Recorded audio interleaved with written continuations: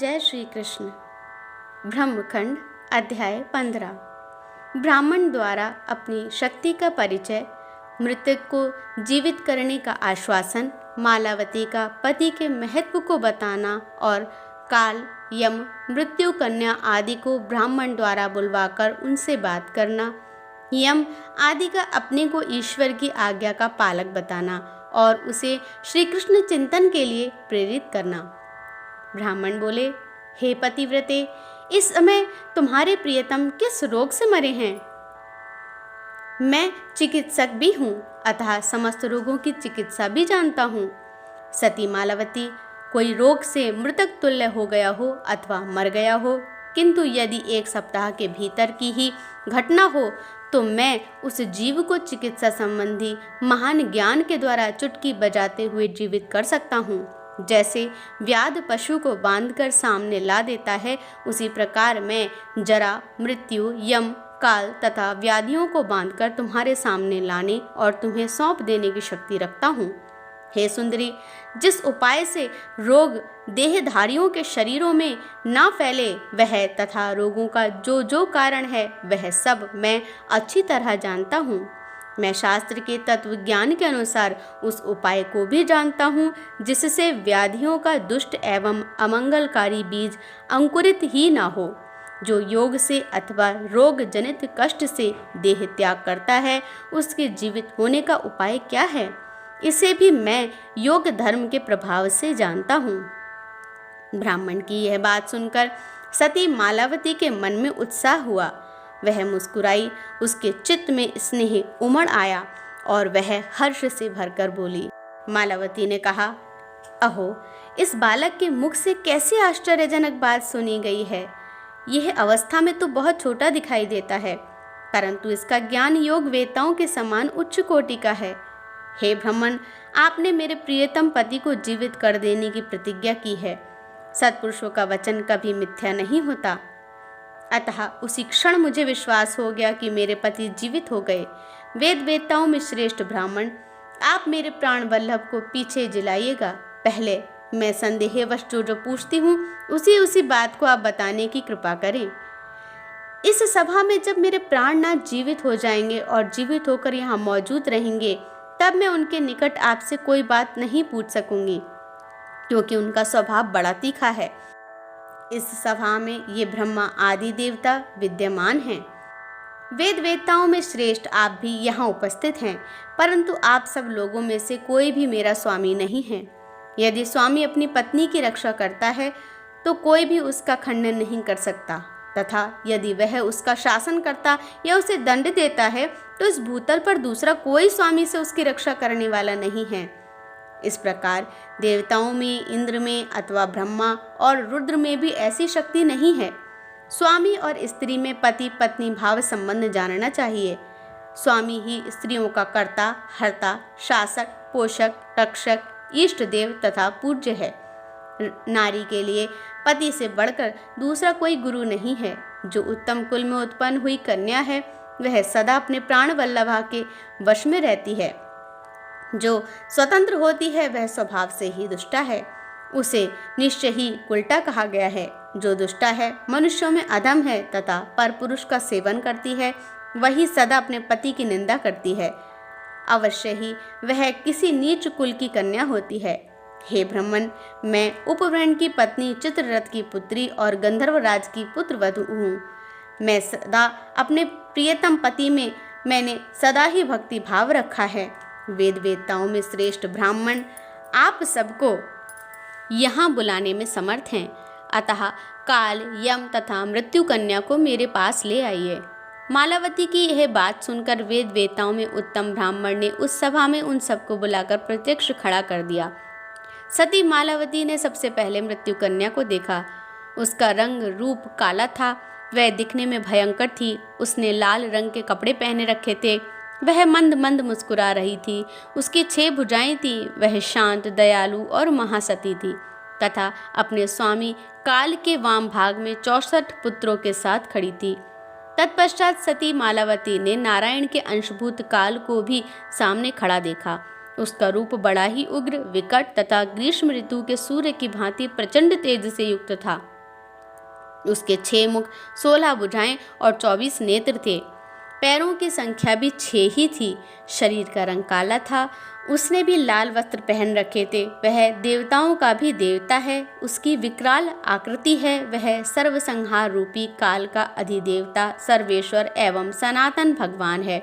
उसके मुख पर मंद मुस्कान जनित प्रसन्नता दृष्टिगोचर होती थी। उसने हाथ में अक्षमाला धारण कर रखी थी और वह अपने स्वामी तथा आत्मा परम ब्रह्म श्री कृष्ण का नाम जप रहा था।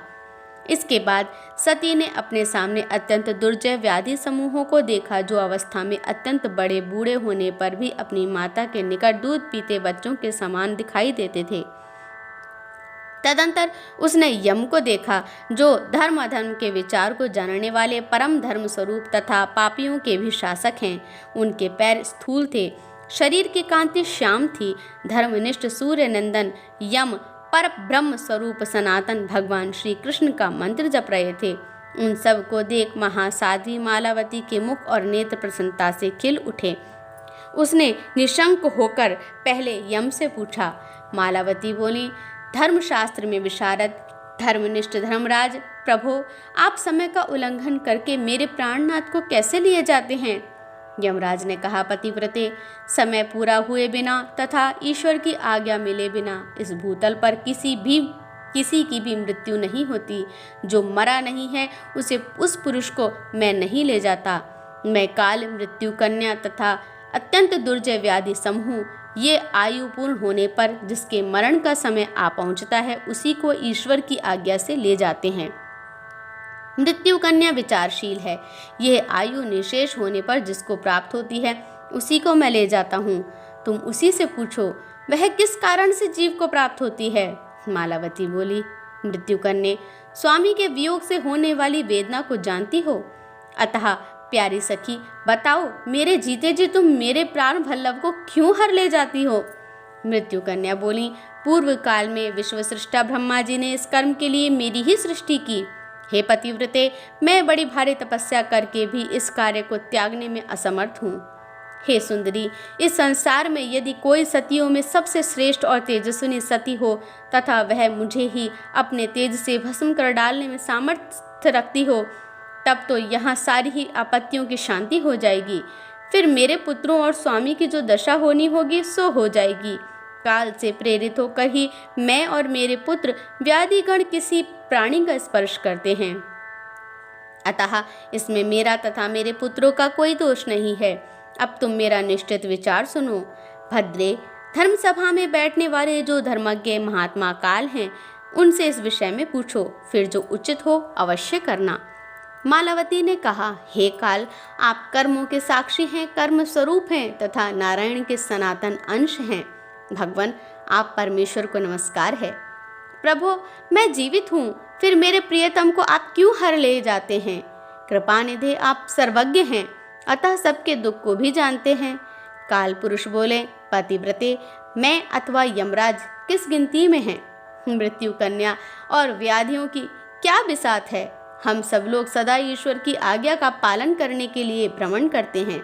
जिन्होंने प्रकृति की सृष्टि की है, ब्रह्मा, विष्णु और शिव आदि देवताओं को प्रकट किया है, मुनींद्र, मनु और मानव आदि समस्त जंतु जिनसे उत्पन्न हुए हैं, योगी जन जिनके चरणारविंद का चिंतन करते हैं, बुद्धिमान मनुष्य जिन परमात्मा के पवित्र नामों का सदा जप करते हैं, जिनके भय से हवा चलती है और सूर्य तपता है, जिनकी आज्ञा से ब्रह्मा सृष्टि और विष्णु पालन करते हैं, जिनके आदेश से शंकर संपूर्ण जगत का संहार करते हैं, कर्मों के साक्षी धर्म जिनकी आज्ञा के परिपालक हैं, राशि चक्र और समस्त ग्रह जिनका शासन शिरोधार्य करके आकाश में चक्कर लगाते हैं, दिशाओं के स्वामी दिक्पाल जिनकी आज्ञा का पालन करते हैं, सती मालावती जिनकी आज्ञा से वृक्ष समय पर फूल और फल धारण करते और देते हैं, जिनके आदेश से पृथ्वी जल का तथा समस्त चराचर प्राणियों का आधार बनी हुई है, क्षमाशील वसुधा जिनके भय से कभी कभी सहसा कंपित हो उठती है,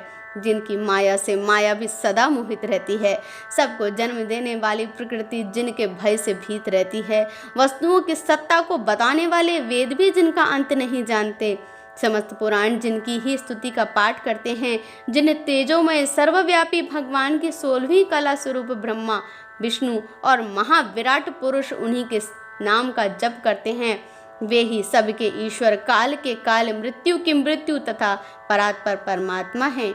उन्हीं श्री कृष्ण का तुम चिंतन करो। वे कृपा निधान श्री कृष्ण तुम्हें संपूर्ण अभीष्ट वस्तु तथा पति भी प्रदान करेंगे।